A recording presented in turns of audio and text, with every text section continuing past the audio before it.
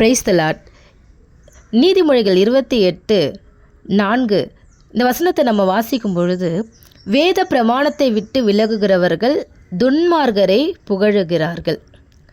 Bible எனக்கு வேண்டாம், ஆண்டவருடைய வார்த்தை எனக்கு வேணாம் அப்படின்னு பரிசுத்த வேதத்தை விட்டு விலகுகிறவர்கள், தேவனை புகழ வேண்டியவர்கள், இவங்க என்ன பண்ணுறாங்களாம்? துன்மார்கரை புகழுகிறார்களாம். தேவனுடைய பிள்ளைகள் தேவநாமத்தை உயர்த்துகிறாங்க, தேவனை ஆராதிக்கிறாங்க, தேவனை துதிக்கிறாங்க. ஆனால் வேத பிரமாணத்தை விட்டு விலகுகிறவர்கள் அப்படின்னா, இது வேதம் கையில் வைத்துக்கொண்டு வேதம் எனக்கு தெரியும், பரிசுத்த வேதம் எனக்கு தெரியும் அப்படின்னு இருக்கிறவர்களுக்கு தான் இந்த வசனம். அப்போ வேத பிரமாணத்தை விட்டு விலகுகிறவர்கள் அப்படின்னா, பைபிளில் இருக்கிற வார்த்தை, பைபிளில் இருக்கிற வசனம், ஆவியானவர் என்ன சொல்லியிருக்கிறாரு, நான் எப்படி கீழ்ப்படியணும், இப்படிப்பட்ட காரியங்களை அறிந்து கொள்ள மனம் இல்லாதவர்கள். கர்த்தர் சிருஷ்டிக்கும் பொழுது, கண்டிக்கும் பொழுது, நம்மளை புது சிருஷ்டியாக அவர் மாற்றும் பொழுது, நம்ம கண்டிக்கும் பொழுது, உணர்த்தும் பொழுது அதற்கு செவி கொடுக்காதவர்கள் என்ன பண்ணுறாங்களாம்? வேத பிரமாணத்தை விட்டு விலகுகிறாங்களாம். இப்படி விலகுகிறவர்கள் என்ன பண்ணுறாங்களாம்? துன்மார்கரை புகழுகிறார்கள். நீதிமொழிகள் 28:4 நம்ம வாசிக்கிறோம். அப்போ துன்மார்கர் அப்படின்னா என்ன அர்த்தம்? துன் அப்படிங்கிறது தீமை, மார்க்கம் அப்படிங்கிறது வழி. தீய வழியில் நடக்கிற ஒரு மனுஷன். இப்போ துன்மார்கர் அப்படின்னா தீய வழியில் நடக்கிறவர்கள். சங்கீதம் 1:2 நம்ம வாசிக்கும் பொழுது, துன்மார்கருடைய ஆலோசனையில் நடவாமலும் கர்த்தருடைய வேதத்தில் பிரியமாயிருந்து அவருடைய வேதத்தில் தியானமாக இருக்கிற மனிதன் தான் பாக்கியவான். அப்போ துன்மார்கருடைய ஆலோசனையில் நம்ம நடக்கணும் அப்படின்னு நம்ம முடிவு பண்ணிட்டோம் அப்படின்னா, வேத பிரமாணத்தை விட்டு நம்ம விலகிறோம்.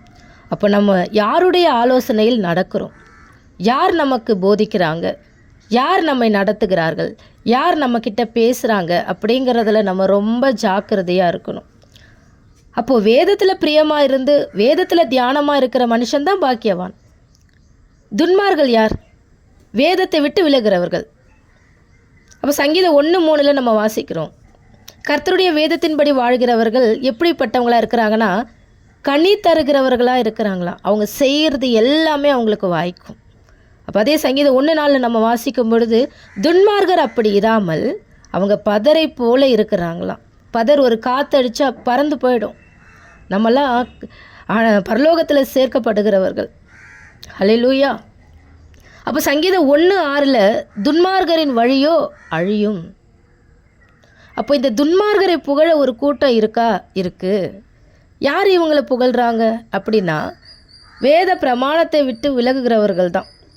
வசனத்தை நான் படிக்க மாட்டேன், வசனம் என்ன சொல்கிறதுன்னு நான் கேட்க மாட்டேன், எனக்கு வசனம் எனக்கு வேண்டாம், வேதம் எனக்கு வேண்டாம், அதை எனக்கு படிக்கிறதுக்கு வாஞ்சை இல்லை, அதை படிக்கிறதுக்கு எனக்கு விருப்பம் இல்லை அப்படின்னு வேத பிரமாணத்தை விட்டு விலகுகிறவர்கள் புகழ்கிறாங்களாம். துன்மார்கரை புகழ்ந்து கொண்டு இருக்கிறாங்க.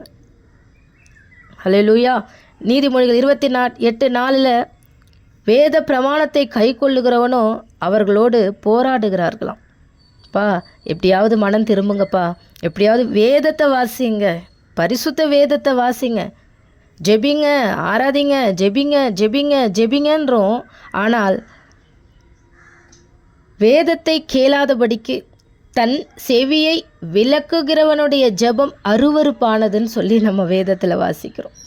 வேதத்தின்படி பரிசுத்த வேதாகமத்தில் ஆவியானவர் எழுதி கொடுத்துருக்கிற பரிசுத்த வேதத்தில் என்ன இருக்கோ அதின்படி ஜெபிக்க தான் அழைப்பு.